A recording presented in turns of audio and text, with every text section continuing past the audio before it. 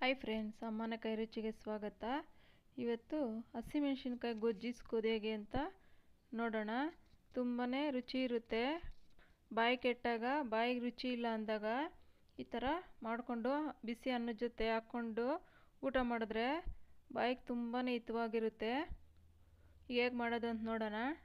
ನೋಡಿ, ಒಂದು ಬಟ್ಲಲ್ಲಿ ಸ್ವಲ್ಪ ಹುಣಸೆಹಣ್ಣು ನೆನೆಸ್ಕೊಳ್ಬೇಕು. ಮೊದಲೇ ತಕ್ಷಣಕ್ಕೆ ನೆನೆಸ್ತೀವಿ ಅಂದರೆ ಬಿಸಿನೀರು ಹಾಕ್ಕೊಳ್ಳಿ. ನೋಡಿ, ಸ್ವಲ್ಪ ಉಪ್ಪು, ಅದಕ್ಕೆ ರುಚಿಗೆ ನೋಡಿ ತಕ್ಕಷ್ಟು ಕಲ್ಲುಪ್ಪು ಹಾಕ್ತಾಯಿದ್ದೀನಿ ನಾನು. ಟೇಸ್ಟ್ ಚೆನ್ನಾಗಿ ಬರುತ್ತೆ. ನೋಡಿ, ಬೆಳ್ಳುಳ್ಳಿ ಒಂದು ಸ್ವಲ್ಪ ಜಜ್ಕೊಳ್ಬೇಕು.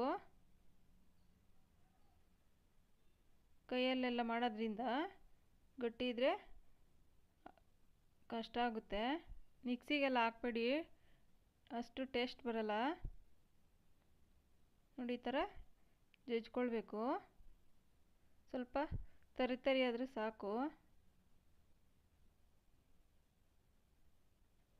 ನೋಡಿ, ಈಗ ಹುಣಸೆಹಣ್ಣು ನೀರು ನೆನೆಸಿರ್ತೀವಲ್ಲ, ಅದಕ್ಕೆ ಈ ಬೆಳ್ಳುಳ್ಳಿನ ಹಾಕ್ಕೊಳ್ಬೇಕು. ಮೆಣಸಿನ್ಕಾಯಿ ಒಂದು 4ರಿಂದ 5 ನಮ್ಮ ಖಾರಕ್ಕೆ ನೋಡಿ ಹಾಕ್ಕೊಳ್ಬೇಕು. ಕೊತ್ತಂಬರಿ ಸೊಪ್ಪು ಸಣ್ಣದಾಗಿ ಕಟ್ ಮಾಡಿರೋಂಥದ್ದು, ನಾಟಿ ಸೊಪ್ಪು ಆದರೂ ತುಂಬ ರುಚಿ ಇರುತ್ತೆ.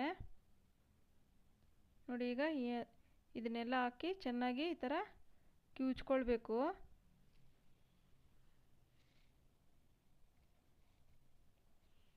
ಕೈಯಲ್ಲೇ ಮಾಡೋದ್ರಿಂದ ತುಂಬ ರುಚಿ ಇರುತ್ತೆ.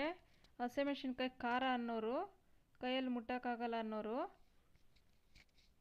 ಸ್ವಲ್ಪ ಜಜ್ಜಿಬಿಟ್ಟು ಹಾಕ್ಕೊಳ್ಳಿ. ಇಲ್ಲಾಂದರೆ ಮಿಕ್ಸಿನಲ್ಲೇ ಒಂದು ರೌಂಡ್ ಹಾಕ್ಬಿಟ್ಟು ಹಾಕ್ಕೊಂಡ್ರೂ ಟೇಸ್ಟ್ ಚೆನ್ನಾಗಿರುತ್ತೆ. ಆದರೆ ಕೈಯಲ್ಲಿ ಮಾಡೋದ್ರಿಂದ ತುಂಬ ರುಚಿ ಚೆನ್ನಾಗಿರುತ್ತೆ. ಈ ಥರ ಚೆನ್ನಾಗೆಲ್ಲ ಕಿವುಚ್ಕೊಳ್ಬೇಕು. ತುಂಬಾ ರುಚಿ ಇರುತ್ತೆ.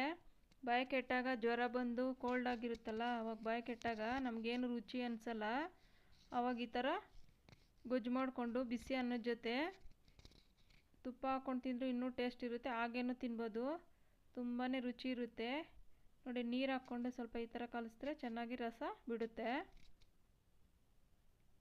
ಇದು ಹಳೆ ಕಾಲದಿಂದ ಬಂದಿರೋಂಥ ರೆಸಿಪಿ. ಇದು ನಮ್ಮ ಅಜ್ಜಿ ಕಾಲಗಳಲ್ಲೆಲ್ಲ ಮಾಡ್ತಿದ್ರಲ್ಲ, ಆ ಥರ ರೆಸಿಪಿ.